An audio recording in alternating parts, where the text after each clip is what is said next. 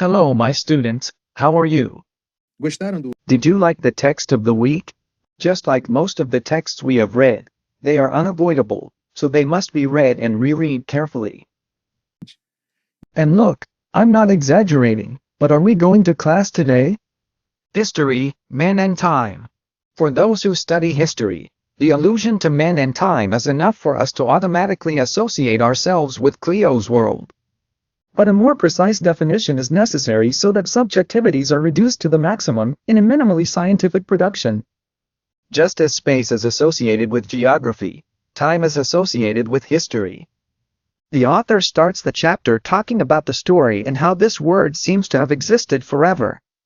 The antiquity of the word, however, does not grant it importance or reverence. He even states that, at times, attempts have been made to eliminate it or, even when given space, as in the production of sociologists from Camionos, it was relegated to a simple corner in the social sciences. After these initial considerations, Marc Bloch goes on to emphasize the changes in content that history, as an investigative practice, has undergone since its emergence more than 2,000 years ago. For the author, even though the name remains the same, the story produced by Ecathius of Mileto is not the same as we know it today. aqui Here Bloch already incorporates an essential question to the historian, which he, in an analogous way, compares with the juror, who proposes to judge, weigh ancient times. esse caráter This character would be inherent to the craft, a problem of action, the choice that the historian makes. Would history be science of the past? Bloch right from the start claims that this definition is wrong. For him, the past cannot be the object of science, but history has man as its exclusive object. Or is it possible for us to think the history, like, the history of anything that presents some kind of change in time? Bloch admits that traditionalist language retains the name of history for any study of change in duration.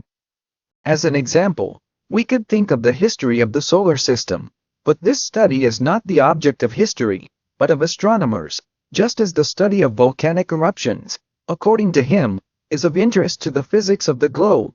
That is, it deals with the study in time, but does not belong to the history of historians. But this rupture cannot produce the generalizations. Issues related to causes or sources of complexity, as what is apparently restricted to a scientific specificity can reveal problems that go beyond the technical capacity of a given science. To demonstrate this, we can use the example used by the author.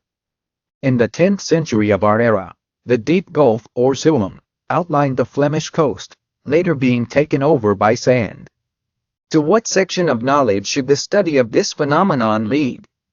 Immediately, everyone will designate the geology, mechanism of alluvium, role of sea currents, changes in the level of the oceans perhaps. Wasn't it created and put in the world to deal with all of this? certamente. Certainly.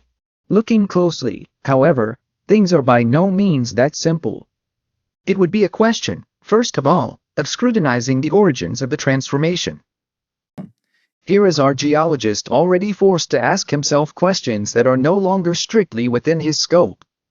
For without a doubt, this silting up was, at least, favored by the construction of dikes, diversion of canals, droughts, various acts of man, the result of collective needs and that only a certain social structure makes possible. At the other end of the chain, there is a new problem, that of consequences. A short distance from the bottom of the gulf, a city rose. It was Bruges.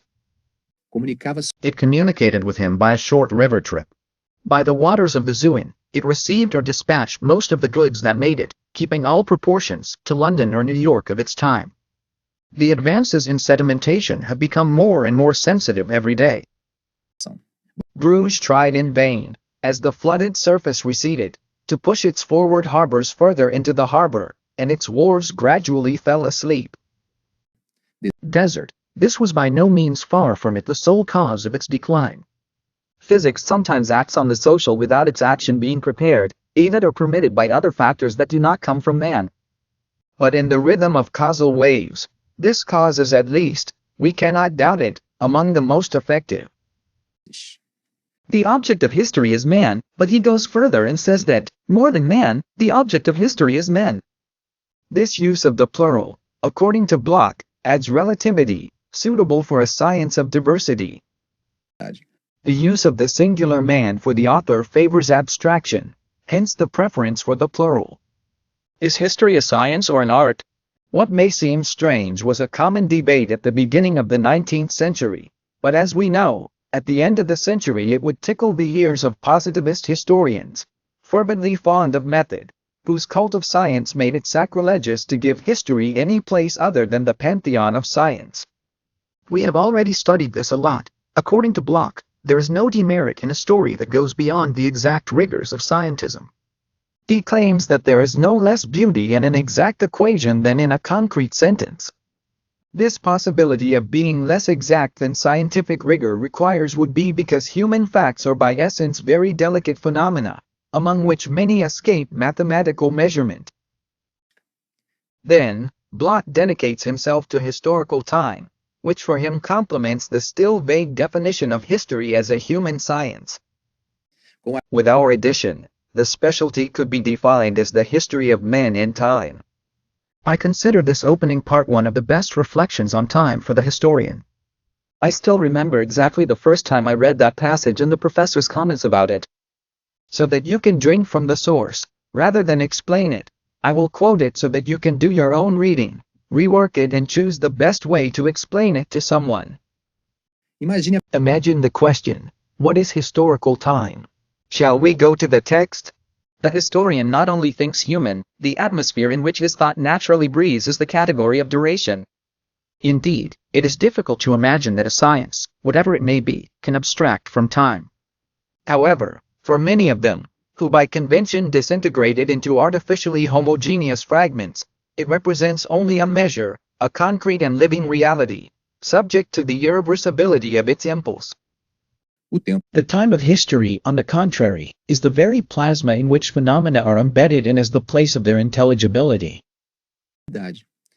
No historian, on the other hand, will be satisfied with stating that it took Caesar 8 years to conquer the Gaul and that it took Luther 15 years for the reformer of Wittenberg to emerge from the Orthodox novitiate of Erfurt. It is much more important to him to attribute the conquest of Gaula to its exact chronological place in the vicissitudes of European societies, and without absolutely denying the eternal nature of a spiritual crisis such as that of his brother Martinho. He will only believe that he has accounted for it after having precisely fixed its moment in the curve of the destinies of both the man who was his hero and the civilization he had as an atmosphere. Chronology is important and didactic, but it cannot limit us to conclusions such as that the citizen who fell asleep that morning when Name II entered Constantinople, when you woke up the next day, had ceased to be a medieval man and had become a modern man. This historical time is by nature continuous, but at the same time in constant change. Speaking of time, would there be a present? Could we conform to the current definition that the present is the recent past? For the author, this definition is imprecise by definition, because what would be recent? The very days we live in? The changes and perceptions of what would be recent are already objects of discussion since the origins of the historical chair. Bloch cites an old teacher he had in high school when the author was still young and his master already elderly. For this professor, from 1830 onwards, youth is more history. This proximity to the fact could corrupt the work of the historian. This stir of resistance to the present time is something relatively recent.